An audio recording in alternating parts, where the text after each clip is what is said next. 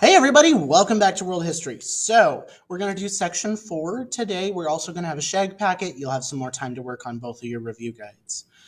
Our three learning objectives for today are to explain the conflict between the nationalists and the communists, to analyze the impact of the Long March, and identify the twin evils in China. We have one section left for this chapter after today, so go ahead and get your notes out and let's get started. So, to kind of pick up where we left off, because we've kind of talked about China going communist earlier. Well, we will talk more about it today, and then we'll talk about it again in 2 chapters. Excuse me. So, the Chinese Republic, specifically the Qing dynasty, is going to collapse in 1911, and Sun Yat-sen is going to hope to rebuild China based on the 3 principles of the people: nationalism, democracy, and economic security for everyone else. Well, for everyone, excuse me. But a lot of people believe that China is being weakened by the twin evils. These are 2 major issues: warlord uprisings and foreign imperialism. And those we'll talk about in a minute. So, talking about warlord problems, in 1912, Sun Yat-sen steps down in favor of a powerful general, Yuan Shikai, that gentleman pictured in the lower right-hand corner. People hoped that Yuan would restore order and set up a strong central government. Instead, he tried to set up a dynasty with himself as the emperor. It's important to understand the military did not support him, and his government is not going to be long-lasting. In terms of foreign imperialism, during this time of chaos, foreign powers are going to have an increased influence over Chinese affairs. Ports are going to be dominated by foreign merchants, missionaries, and soldiers. And during World War I, Japan kind of gets involved and messes things up. We'll talk more about Japan next time. So in 1915, they're going to present Yuan Shikai with 21 demands. The goal was to make China a Japanese protectorate. Well, eventually, Japan's going to be given German possessions that were in China. And when Yuan Shikai died in 1916, the country will be plunged into civil war with multiple groups competing for power. So, jump forward a couple years to 1919. We have May 4th movement. The goal was to strengthen China. And it was a student-led protest against imperialism that erupted in Beijing, the capital city, and later spread to the rest of China. Students are going to organize boycotts of Japanese goods. So maybe take a second and think, well, what do you think their goal was? And how is China going to fight off European influence and imperialism? Well, some look to the West to modernize, looking at democracy and nationalism to solve China's problems. Basically being like, well, if we modernize and are just as advanced as Europe is, we're not going to need to rely on them. Women are also going to campaign to end arranged marriages and foot binding, as well as the seclusion of women in the home. They're really going to start to push for expanded women's rights. So we then have to ask ourselves, why would Marxism, aka communism, appeal to China?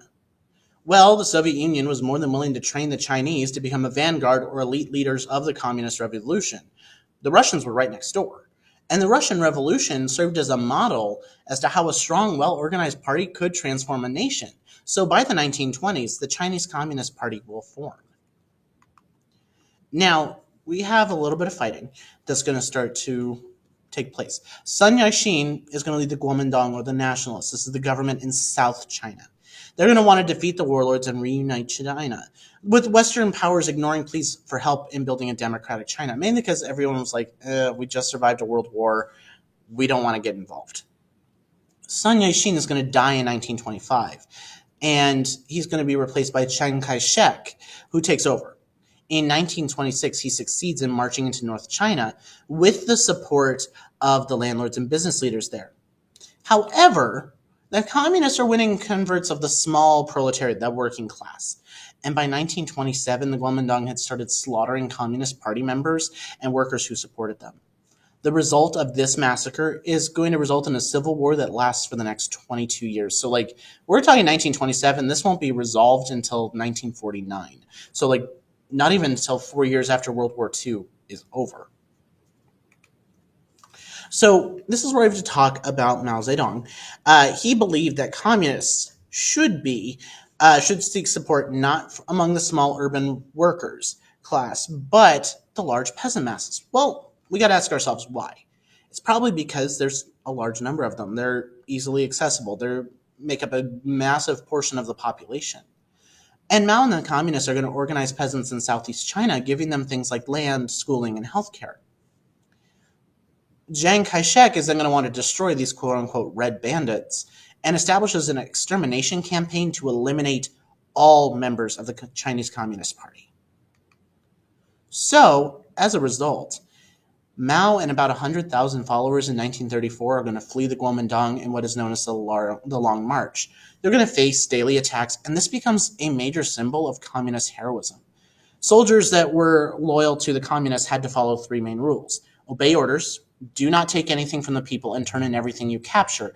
In addition, they had to treat peasants politely, pay for goods they wanted, and avoided damaging crops. In the end, the communists are going to set up base in a remote area of northern China, and that's pretty much where they're going to stay until 1944. Now, things are going to get a little weird here. So the Japanese are going to invade in 1931 by invading Manchuria in northeast China. Chiang's own generals didn't understand why they would continue to fight the other Chinese, the communists, when they should be working together to fight the Japanese. So for a while, they're forced to combine efforts. In 1937, however, the Japanese are going to strike again and overrun eastern China. We'll come back to this next chapter. They'll also set up a puppet government in Nanjing, the former nationalist capital, and the city's going to face what is known as the Rape of Nanjing. You'll do a SHAG assignment on it in just a minute. Japanese soldiers are going to kill hundreds of thousands of soldiers and civilians, and they brutalized even more. All right, that is it for notes for today. Again, you do have a SHAG packet after today's quiz. I'll see you all next time. Bye, everybody.